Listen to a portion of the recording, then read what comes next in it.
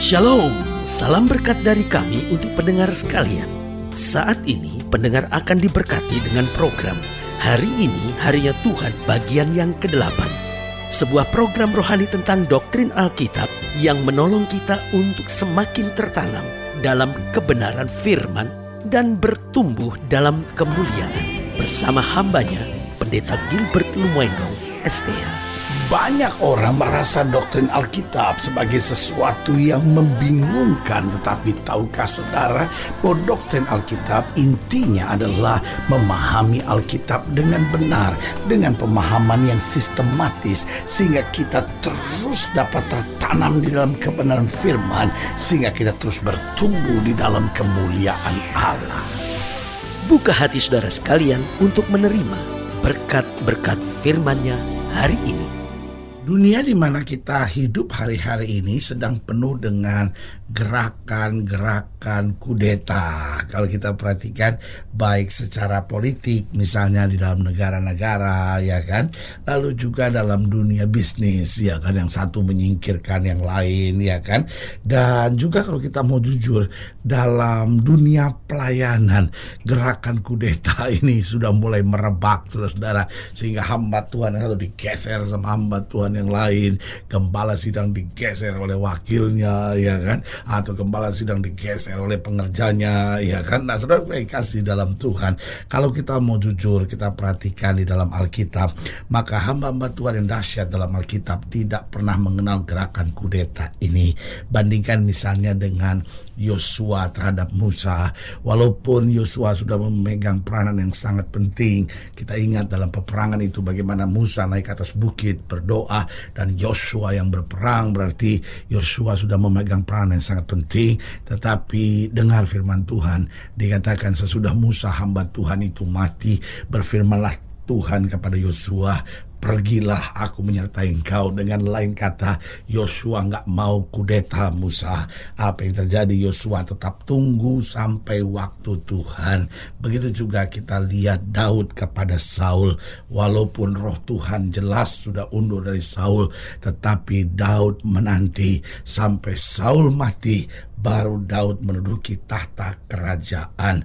Nah, saudaraku yang kekasih dalam Tuhan, kita pelajari kenapa sebetulnya orang hari-hari ini saling mengkudeta.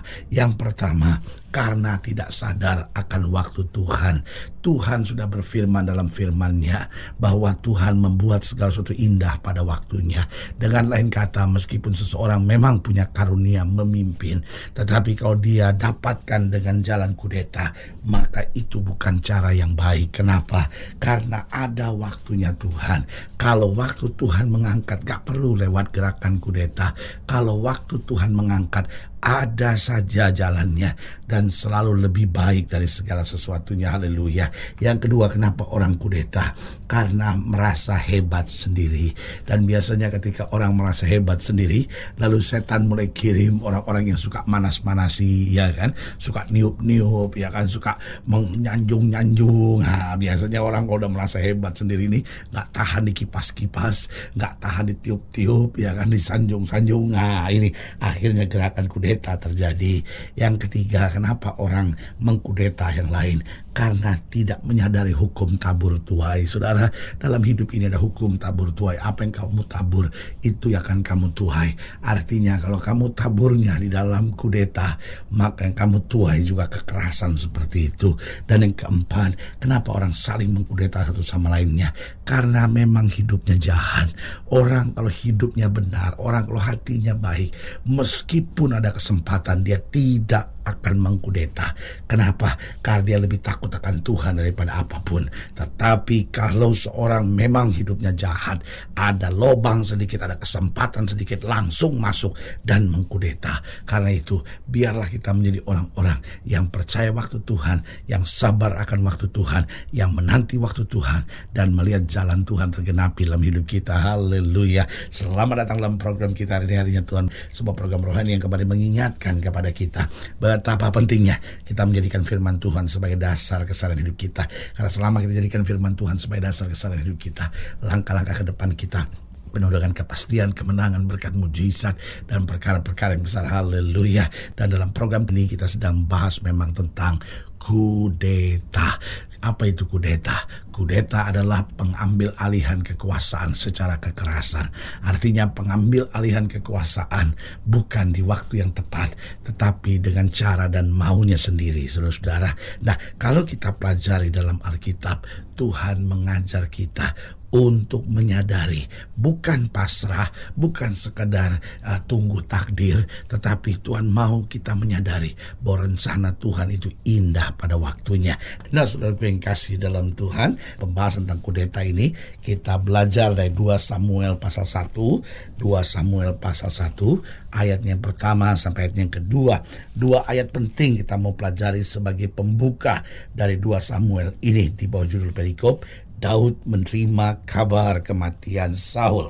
Setelah Saul mati, dan ketika Daud kembali sesudah memukul kalah orang Amalek dan tinggal 2 hari di Siklak, maka datanglah pada hari ketiga seorang dari tentara dari pihak Saul dengan pakaian terkoyak-koyak dan tanah di atas kepala. Ketika ia sampai kepada Daud, sujudlah ia ke tanah dan menyembah.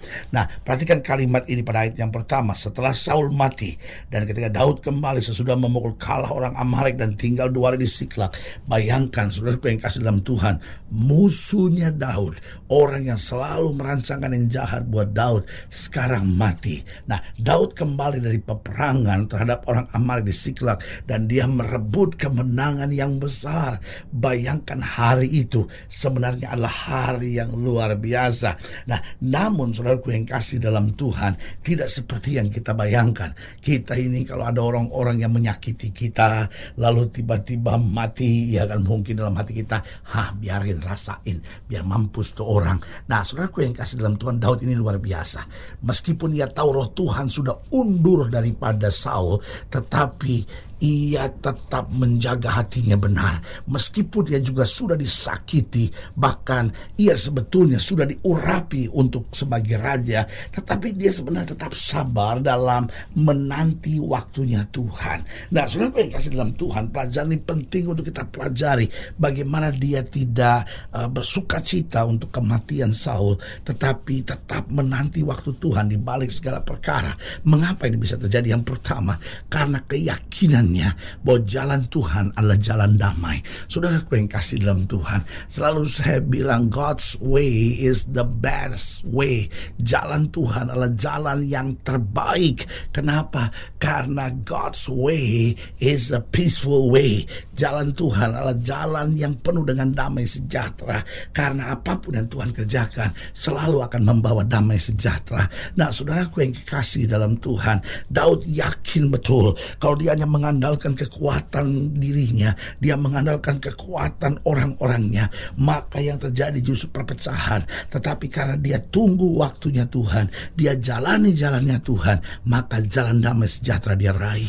Yang kedua, bagaimana hal ini bisa terjadi? Kok orang sudah nyakitin, orang sudah ngecewain, bahkan roh Tuhan sudah undur, tetapi Daud tetap sabar karena karakternya adalah karakter yang baik. Oh, saudaraku yang kasih dalam Tuhan, karakternya adalah karakter yang baik. Ia tahu bersyukur. Dia berkata, bersyukurlah kepada Tuhan sebab ia baik, bahwasanya untuk selama-lamanya kasih setianya. Bayangkan, sudah melewati masa-masa yang sukar, tetap syukur menjadi bahasa kesehariannya. Jadi ingat, dia yakin akan jalan Tuhan adalah jalan damai.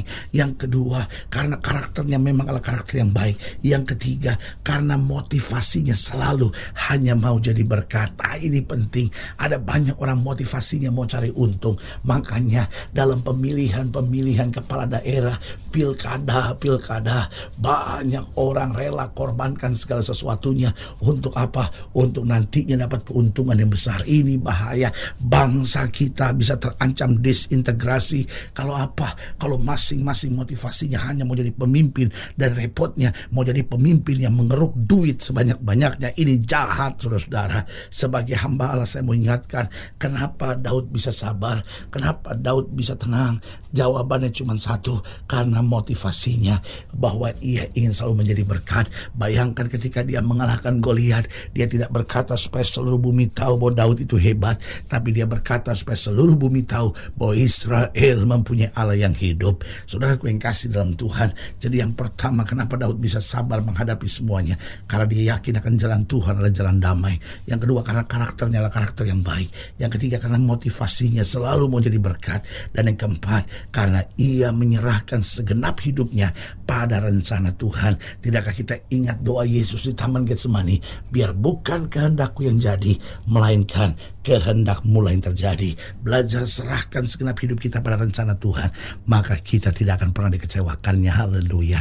Saudaraku yang kasih dalam Tuhan, jika saudara yang dilayani lebih jauh, hubungi kami melalui telepon, hubungi kami melalui surat, kunjungi website kami, karena kami ada untuk membawa Bapak Ibu sudah senantiasa lebih dekat pada Tuhan dan mengalami kasih kuasa mujizat yang luar biasa. Secara khusus melalui program ini juga saya mau berdoa buat setiap saudara yang sakit, setiap saudara yang berbeban berat, karena saya percaya bahwa bagi Allah tidak ada perkara yang mustahil. Nah, saudara-saudara yang didoakan secara khusus boleh taruh tangan kanan saudara di dada dan kita akan berdoa. Mari kita berdoa. Bapa, dalam nama Yesus, hamba doa buat yang sakit, hamba doa buat yang berbeban berat, hamba doa untuk setiap mereka sedang menghadapi masa-masa yang sukar, karena hamba percaya bahwa bagi Allah tidak ada perkara yang mustahil. Bapa, hamba berdoa di dalam nama Yesus, Tuhan jamah yang sakit Tuhan sembuhkan, yang lemah Tuhan kuatkan, yang susah Tuhan hiburkan, yang jatuh Tuhan angkat, bahkan mereka yang taruh tangan kanan dan di dada, karena mungkin hari-hari ini sedang merasa mau dikudeta atau sedang mau coba kudeta orang, atau mungkin tidak bisa terima jalan-jalan Tuhan. Hamba doa dalam nama Yesus, ajar kami sabar, tunggu waktu Tuhan, sehingga kami hidup dalam kehendak Tuhan saja. Di dalam nama Yesus kami berdoa. Haleluya. Amin. Saudaraku yang kasih dalam Tuhan, kita sudah berdoa. Ingat, Allah tidak pernah lalai menepati janjinya. Ialah saatnya buat kita untuk bangkit, bersemangat, bersuka cita dalam menghadapi segala perkara. Karena kita tahu Yesus hidup, Yesus berkuasa, dan selalu menyediakan yang terbaik buat anak-anaknya. Doa saya menyertai saudara. Sampai berjumpa pada program berikutnya. Jangan lupa, jadikan hari ini harinya Tuhan. Haleluya.